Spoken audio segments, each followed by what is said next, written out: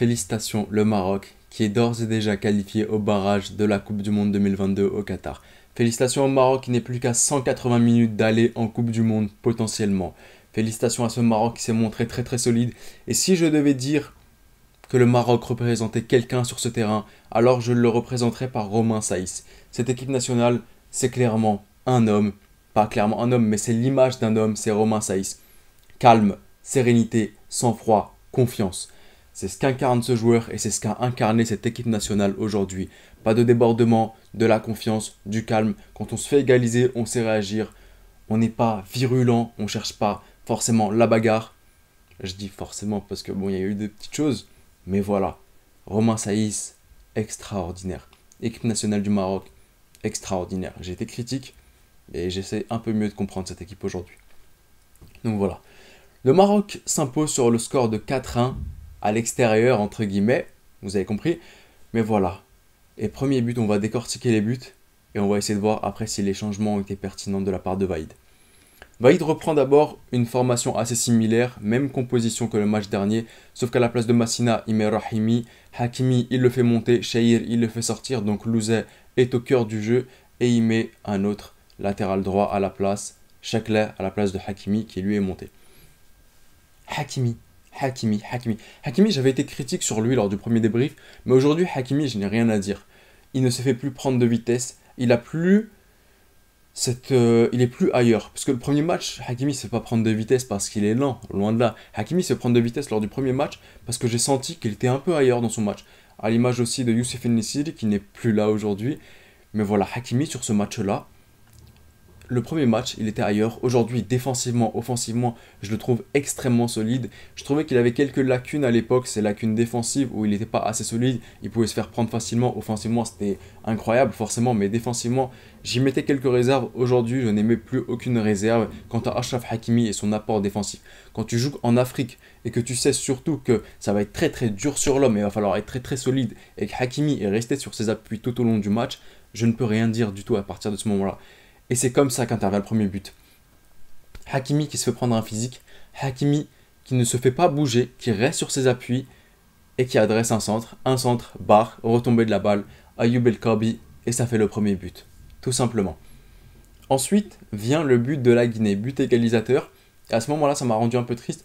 Pour Yacine Bounou, je voulais que sa cache reste inviolée, je voulais qu'il continue sur cette série de clean sheets, mais malheureusement, ça n'a pas été le cas.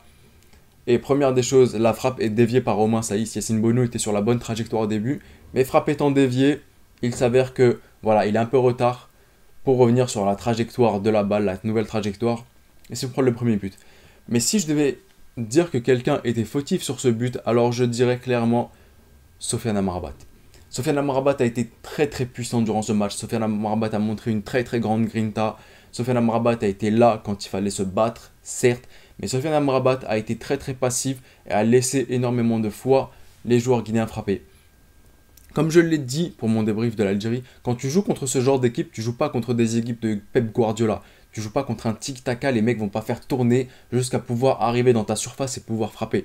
Non, ces équipes-là, surtout quand tu as une défense comme celle du Maroc, n'arriveront jamais à accéder à ta surface, quasiment jamais plutôt. Et à ce moment-là, leur seule option, c'est de tirer de loin forcément.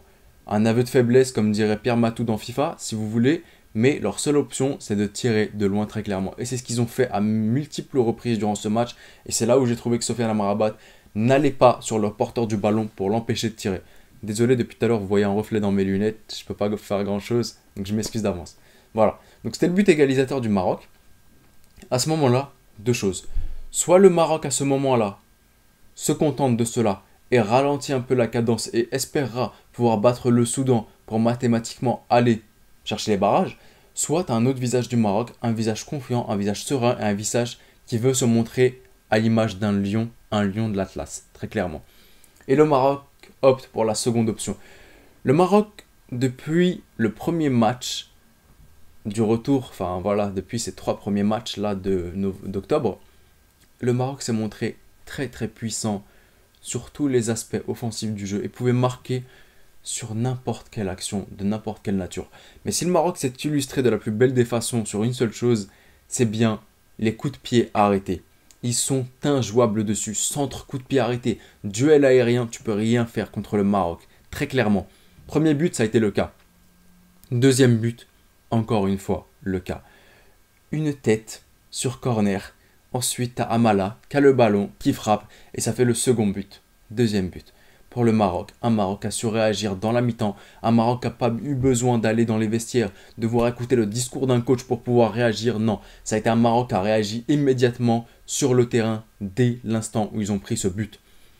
Seconde mi-temps, Maroc tout aussi impressionnant.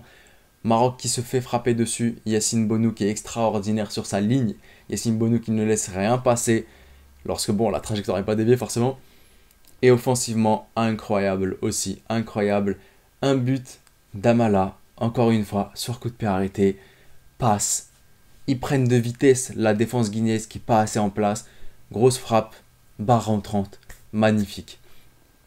Ensuite, changement, procédé, Sofiane Boufal qui rentre en jeu, Faisal Fedj aussi qui rentre en jeu, centre de Faisal Fedj, encore une fois un centre, toujours un centre, et retourné magnifique, ciseau retourné de Sofiane Boufal qui vient titiller un peu Ayoub El Kabi qui lui dit t'as mis un tourné la dernière fois, aujourd'hui c'est moi qui m'ai retourné. Voilà, tout simplement. Donc le Maroc, impressionnant. Maroc sur coup de pied arrêté, impressionnant. Maroc sur ses centres, impressionnant. Maroc défensivement, une défense incroyable. Romain Saïs, totalement incroyable.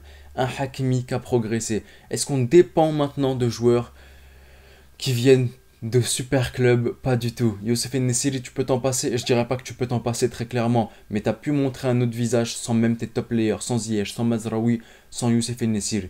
Donc un immense respect à cette équipe nationale du Maroc. Et ça passe aussi par un respect à Vaïd.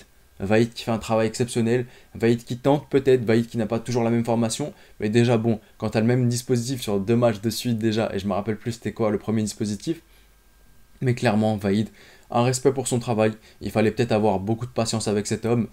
Voilà, malheureusement j'avais pas eu la patience, mais maintenant il m'a fait me taire et je me tais clairement parce qu'il propose quelque chose de très très beau.